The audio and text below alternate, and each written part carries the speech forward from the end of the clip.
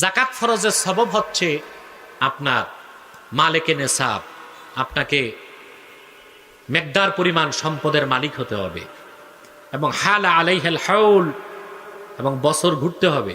বছর কি হতে হবে? আর টাকাটা হালাল হইতে হবে। হারাম টাকা থেকে জাকাত সদকা দিলে সোয়াব তো হবেই না, বরং আপনি বেঈমান হয়ে যাবেন। বুঝেন নাই? যার কামাই 100% হারাম, সুদ ঘুষ, তার জাকাত দেওয়া হারাম। বুঝেন নাই? বড় বিপদ হচ্ছে ইউটিউবারদেরকে নিয়ে।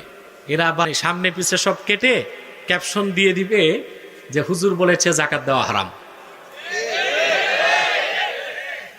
এটা করে তারা আকর্ষণের জন্য। কিসের জন্য? আমি আবার বলছি, যার পয়সা 100% হারাম, সুদ ঘুষের, পরেরটা মেরে খাওয়ার হারাম টাকা, তার জাকাত দেওয়া হারাম। কারণ প্রশ্ন আছে না?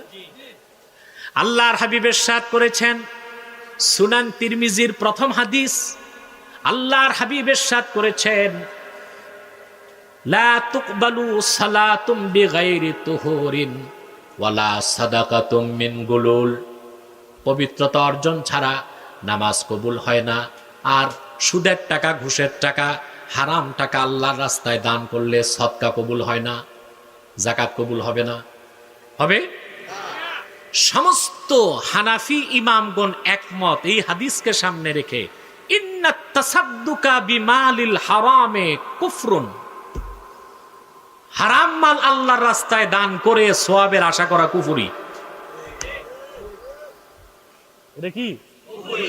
অর্থাৎ হারামখোর জাকাত না দিয়া হইল ফাসেক, আর জাকাত দিলে হবে বেঈমান। জাকাত দিয়ে কি হবে? কথা বুঝতেছেন তো অবশ্যই আপনারা? প্রিয় সুধী, এখন আপনি জাকাত আপনার উপর ফরজ কখন হবে? সাবাব কি? আপনার 7.5 ভরি স্বর্ণ বা 52 তোলা রূপা বা এই পরিমাণ নগদ টাকা, বর্তমান হিসেবে 35-40 হাজার টাকা যার কাছে আছে, আর বছর ঘুরবে তার উপরে জাকাত দিতে হবে। লাখে 2,500 টাকা। লাখে কত? মাত্র 2,500। মাত্র কত? কিন্তু বছরটাও কি হতে হবে? এক মৌলবী ছিল বাদশাহ আকবরের যুগে, ধান্দাবাজ মৌলবী। কি মৌলবী? আলেম। আলেম না তো জালেম। তো ওই বাদশাহ আকবরকে আমি বাদশাহ আকবর বলি না, বলি বাদশাহ অজগর। এই ছিল এক জিন্দিক। কি ছিল? মানে এক কথায় কাফের। কারণ সে দ্বীনে এলাহিকে প্রতিষ্ঠা করে ইসলামকে চ্যালেঞ্জ করেছিল।